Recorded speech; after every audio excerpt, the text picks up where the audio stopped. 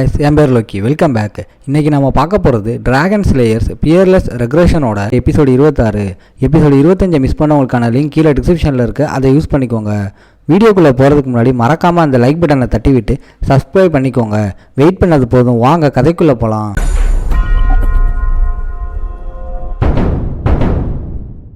எபிசோடோட ஸ்டார்டிங்லேயே நம்ம ஹீரோ சும்மா இருப்பானா? இருக்கிற எல்லா பவரையும் ஒன்றா சேர்த்து ஒரு ஃபுல் ஃபோர்ஸோட அந்த மான்ஸ்டர் மேலே அட்டாக்கை போடுறான். அந்த அட்டாக்ல ஹைட்ராவோட இன்னொரு தலை அப்படியே கட்டாகி கீழே விழுவுது. அந்த மான்ஸ்டர் வழியில் துடிக்குது. ஃபஸ்ட்டு தடவையாக அந்த லாஸ்ட்டு தலை பயந்து தயங்குறத நம்மால் பார்க்குறான். பாய்சன் ஏறி கைகால் அடிபட்டு இருந்தாலும் நம்ம ஆளு கெத்தா எழுந்திரிச்சு நிற்கிறான். ஒரே ஒரு தலை தான் மிச்சம் இருக்குன்னு தெரிஞ்சதும் இதுதான் ஃபைனல் ரவுண்டுன்னு எல்லா பவரையும் இறக்குறான். அந்த ஹைட்ரா உடனே டிராகன்ஸ் மெஜஸ்டியை யூஸ் பண்ணி ரூம் ஃபுல்லாக ஒரு ப்ரெஷரை கிரியேட் ஆகுது. நம்ம ஆள் வில் பவரை யூஸ் பண்ணி அந்த ப்ரெஷரை தாங்குறான். மரியாதையாக ஓடி போயிரு, இல்லை உன்னையும் பீஸாக ஆக்கிடுவேன்னு அந்த டிராகனுக்கு வார்னிங் கொடுக்குறான். நம்ம ஆளோட கெத்தை பார்த்து அந்த லாஸ்ட்டு தலைக்கே செம்ம பயம் வந்துடுது. அந்த ஹைட்ராவுக்கு இவன் என்ன மாதிரியான ஆள்னே புரியலை. வெட்டுன அந்த இடத்த பார்த்து மான்ஸ்டர் நிஜமாவே பயந்து போச்சுன்னு நம்மளால புரிஞ்சுக்கிறான். அந்த ரூம் ஃபுல்லாக சும்மா சைலண்ட்டாக இருக்குது. டிராகன் டைப் மான்ஸ்டர் மேலேயே இந்த டிராகன்ஸ் மெஜஸ்டி பவர் ஒர்க் ஆகுறத பார்த்து நம்மளுக்கே ஷாக் ஆயிடுது. இதை முன்னாடியே பண்ணியிருக்கலாமேன்னு ஃபீல் பண்ணுறான்.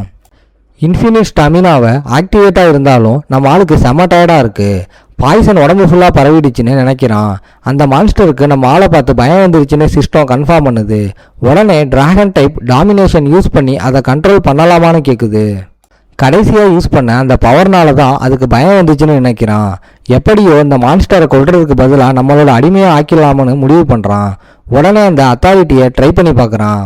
ஆனால் நம்ம ஆளோட அட்மின் பவர் பத்தாததுனால அந்த அட்டெம்ப்ட் ஃபெயில் ஆயிடுது. செம்ம கடுப்பாகி சிஸ்டம் சும்மா ஆசையை காட்டி மோசம் பண்ணிடுச்சுன்னு திட்டுறான். அதுக்குள்ளே பாய்சன் உடம்புல ஏறி நம்ம ஆளோட சுச்சுவேஷன் ரொம்ப மோசமாகுது. ஹைட்ராவோட பாய்சன் டேஞ்சர் லெவலை தாண்டிடுச்சு. அதனால் நாம் செத்துருவோன்னு சிஸ்டம் வார்னிங் கொடுக்குது. ஹீலிங் ஃபேக்டர் வச்சு பாய்சனை ஒன்றும் பண்ண முடியாது. அதனால் என்ன பண்ணலாம்னு நம்மளால் யோசிக்கிறான். அப்போ தான் நம்ம ஆளுக்கு கிளடனி பவர் ஞாபகம் வருது. அதை வச்சு மான்ஸ்டரோட பவரை உறிஞ்சிடலாம்னு பிளான் பண்ணுறான். இவ்வளோ பெரிய பாய்சன் உள்ள மான்ஸ்டர் கிட்ட கண்டிப்பாக பாய்சன் ரெசிடென்ஸ் பவர் இருக்கும்னு முடிவு பண்ணுறான். அதை அப்படியே திருடலாம்னு பிளான் பண்ணி கிளடனியை ஆக்டிவேட் பண்ணுறான். வெட்டி விழுந்த அந்த ஹைட்ராவோட தலையை ஒரு பிளாக் மேஜிக் மாதிரி உறிஞ்சிறான். அந்த தலையை ஸ்கில் மூலமாக முழுசாக முழுங்கிடுறான். உடனே சிஸ்டம் உன்னோட கிளடனி லெவல் இன்க்ரீஸ் ஆயிருச்சு, எனர்ஜி வந்துடுச்சுன்னு சொல்லுது.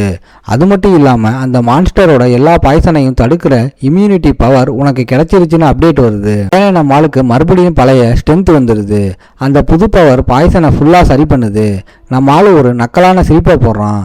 நம்ம ஆளோட ஸ்டேட்டஸ் அப்டேட் ஆகி புது டிராகன் கின் அத்தாரிட்டி பாய்சன் இம்யூனிட்டி எல்லாம் ஜீக் ட்ராக்கருங்கிற நேமில் அன்லாக் ஆகுது. இந்த இம்யூனிட்டி எல்லா பாய்சனையும் தடுக்கலனாலும் நம்ம ஆளோட பெரிய வீக்னஸை இது சரி பண்ணிருச்சு.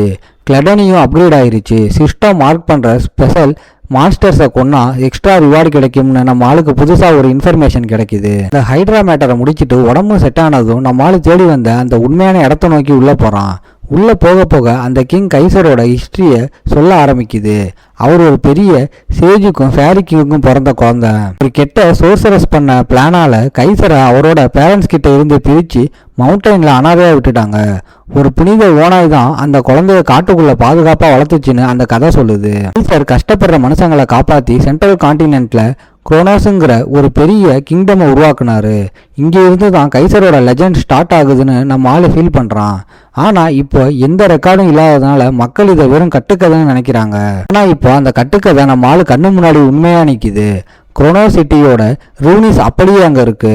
கைசரும் அந்த கிங்டமும் உண்மையாகவே இருந்துச்சுன்னு நம்ம ஆளுக்கு புரியுது.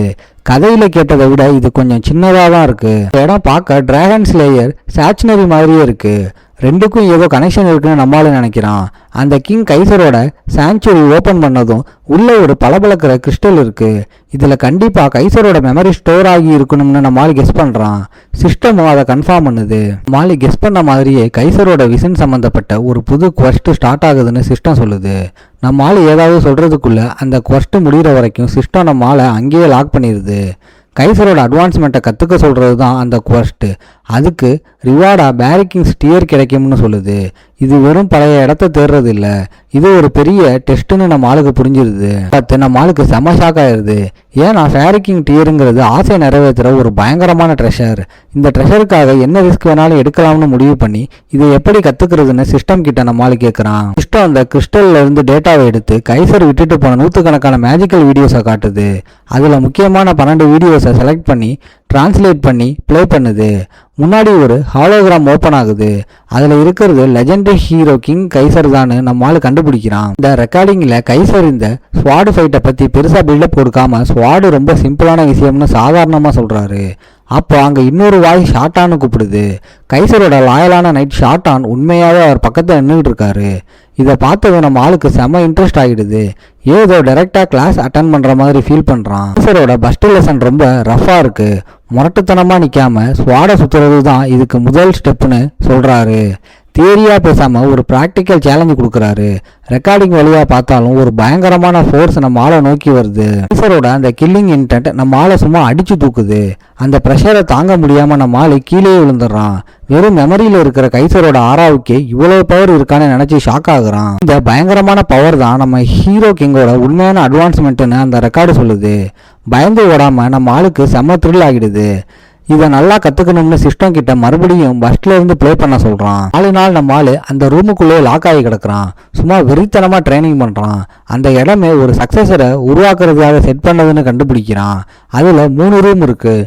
ஒன்றில் சாப்பாடு, இன்னொன்று ரெஸ்ட் எடுக்க, 3ஆவதுல புக்ஸ் அண்ட் ட்ரைனிங் டூல்ஸ் இருக்குது. கைசரோட சக்ஸஸரை உருவாக்குறதுக்காகவே இதை செட் பண்ணியிருக்காங்கன்னு தெரிஞ்சதும் நம்ம ஆளு சும்மா ஸ்வாடை சுற்றி ப்ராக்டிஸ் பண்ணுறான்.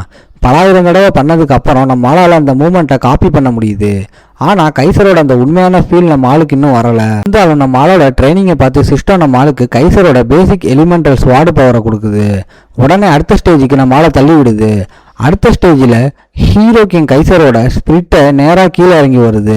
மெமரியா இல்லாமல் ஒரு உயிருள்ள எக்ஸாமினராக கைசர் நேராக வந்து டெஸ்ட் பண்ண நிற்கிறாரு. குரோனோஸோட கிங் கைசர் தான் சிஸ்டம் கன்ஃபார்ம் பண்ணுது.